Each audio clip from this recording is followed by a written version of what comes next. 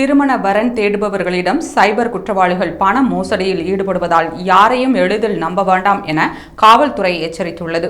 இதுகுறித்து தமிழக காவல்துறையின் இணையவழி குற்றப்பிரிவு ஓர் அறிவிப்பை வெளியிட்டுள்ளது. அதில் சைபர் குற்றவாளிகள் பல நுட்பமான முறைகளை பயன்படுத்தி மக்களை ஏமாற்றி வருகின்றனர். சமீபத்தில் திருமண வரன் தேடும் தளங்களை பயன்படுத்தி மோசடிகளை அரங்கேற்றுகின்றனர்.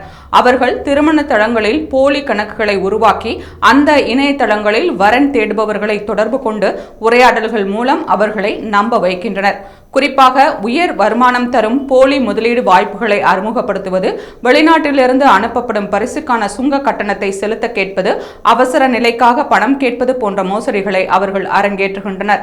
போலி முதலீட்டு தளங்களில் முதலில் சிறிய தொகையை முதலீடு செய்ய தூண்டிய பின்னர் சிறிய லாபத்தை தருகின்றனர். பின்னர் பெரும் தொகையை முதலீடு செய்ய வைத்து மோசடி செய்கின்றனர். அதன்படி சென்ற ஆண்டு முதல் இப்போது வரை 379 புகார்கள் பதிவாகியுள்ளன. இந்த மோசடிகளை தடுக்க தமிழ்நாடு இணையவழி குற்றப்பிரிவானது போலி சுய விவரங்களை உருவாக்குவதை தடுக்க சரியான அடையாள சரிபார்ப்பு போன்ற நடவடிக்கைகளை கடைபிடிக்க வேண்டும் என திருமண வரன் தேடும் தளங்களுக்கு அறிவுறுத்தியுள்ளது. ஆன்லைனில் அறிமுகமாகும் ஒருவர் வீடியோ அழைப்புகள் அல்லது நேரடி சந்திப்புகளை தவிர்த்தால் அவர்களிடம் எச்சரிக்கையாக இருப்பது அவசியம். அவர்களை நம்பி எளிதில் பண முதலீடு செய்ய வேண்டாம் என்று காவல்துறையின் இணையவழி குற்றப்பிரிவு எச்சரித்துள்ளது.